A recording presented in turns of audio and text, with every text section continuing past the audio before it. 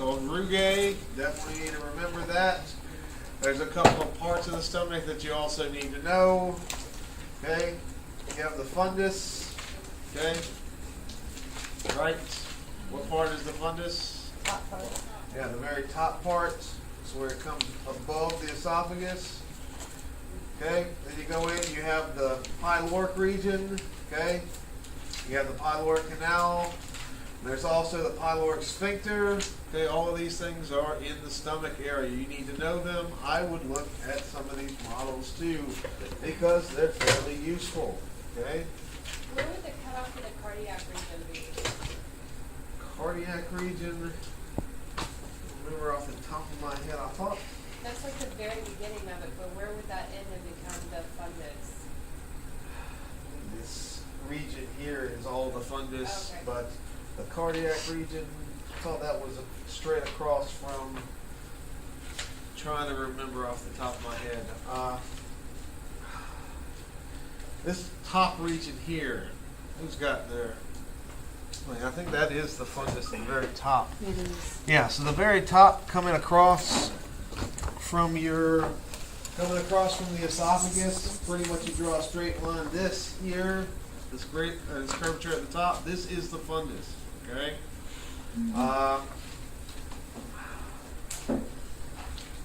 I don't want you guys to worry about the cardiac region at all. We'll worry about the fundus. This is pretty much the general stomach. Remember that there's also chemical and mechanical digestion occurring in here. The main things you need to know about is the rugae. You got a couple of sphincter valves in here. Okay, I would know both of them. The pyloric canal. Also, you need to know mast cell or the chief cells and what is it? Parietal and chief cells and what they secrete. Okay, because you're going to get asked about that. What is that fat-rich food that's delivered to your small intestines? It's chyle. Okay, and then it gets broken down to your small intestines, right? How about how much is delivered from your pyloric region into your into your small intestines at a time? It's about 3 milliliters. That's right. Okay, all of that information is super important. Then you get into your small intestines where you start breaking down fats because you've already broken down sugars and you already broke down protein, so the only thing you got left is fats, right? So you pretty much break down your fats in the small intestines utilizing 2 enzymes that come from accessory organs, right? The first accessory organ is the liver, where you get bile. You guys with me? The second accessory organ is right behind the stomach. That would be this, which is the pancreas, where you get your pancreatic enzymes. Where do you get bile and your pancreatic enzymes dumped into your small intestines? The duodenum or duodenum, whatever you guys want to go with. Whatever you can get close enough to the spelling with, that's what you need to know. Okay? So, you guys with me? Yeah. All right, so we get into the small intestines. You break down fats and you absorb everything, right? It gets into your bloodstream, and then all that you can't absorb or that you can't use, it gets all the way through your small intestines and gets into the large intestines where you reacquire water.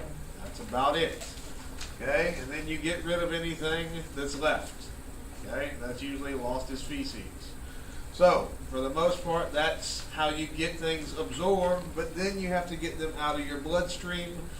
Okay, that usually happens in the liver, right? You absorb high protein, quantities, and also your fats. Okay, the chyle is absorbed from the bloodstream and processed further in the liver, right? Okay, that is pretty much digestion in a nutshell. I would like for you to know some of these parts, like when you look at the liver, you've got your gallbladder, you got a couple of ducts, you've also got, There's a part of the liver they call the bare spot. It's actually discolored, from the rest of the liver. It's called the bare spot because this is the part that's actually up against your diaphragm. Okay, that's why it's discolored. So it's right across the top of your liver. You've also got a round ligament and a falciform ligament that you need to know. Okay, I would like for you guys to be fairly familiar with those. Definitely have to know the gallbladder. Okay, so you guys see this right here, this discolored spot on the liver. This is what they call the bare spot. This is what comes into contact with your diaphragm, and that's why it's discolored. Okay. Also, what's this main vein that comes through the liver? Okay, that's your, well, I've heard it called the hepatic portal vein or just the portal vein. You guys with me? Somewhere in here we have a vena cava too, right?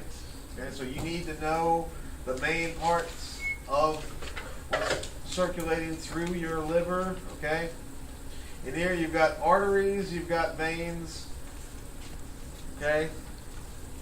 You've also got your lymphatic system in here, okay? And this, you see these, the purple veins in here? You guys have probably never looked at this model before. That is actually the portal veins. Yes, ma'am. So when they take out your gallbladder, that's what they take out? When they take out the gallbladder, they're taking out this unit right here. So how do they get behind it? How do they get behind it? Yeah, like they have to remove. Well, they can lift it up. Oh, okay. You're going to see when we dissect the pig that the liver is flexible. Okay? You guys with me so far? Okay, so that is the main parts of the liver. I would like for you guys to become very familiar with the liver. Okay, so please look at it. Look at the model too. Yes, ma'am. Is the round ligament just an extension of the It's falciform? it's an extension of the falciform ligament, pretty much off of the liver. That's usually linked to the umbilical cord too. Okay, it's a remnant. You guys with me? Okay, so definitely have a look at the models. Definitely look at the pancreas too. Okay. If you look at this model, what's right behind the pancreas? Kidneys. Those are the kidneys. Okay, and those are the adrenal glands right on top of the kidneys. We're going to look at the kidneys soon. Okay. All right. Besides that, the only other thing I wanted to get into is we have tissue here. This is pretty much a section or a model describing your villi. Okay, this would be pretty much the tissue within your small intestines. This increases the surface area over here so that you can have lots more absorption, right? And on the villi, you have microvilli. That increases the surface area even more. Okay. So this in the small intestines, this area right here is specialized just for being able to absorb. This is where you get most of your absorption. Okay, so I definitely would like for you guys to know the purpose of that. Okay, because I'm just the kind of guy to ask questions about that. Now, we also talked in lecture about removal and replacement of these cells. You know how they get lost constantly and they're replaced relatively quickly. Okay, thinking off the top of my head, it's at least 7 days.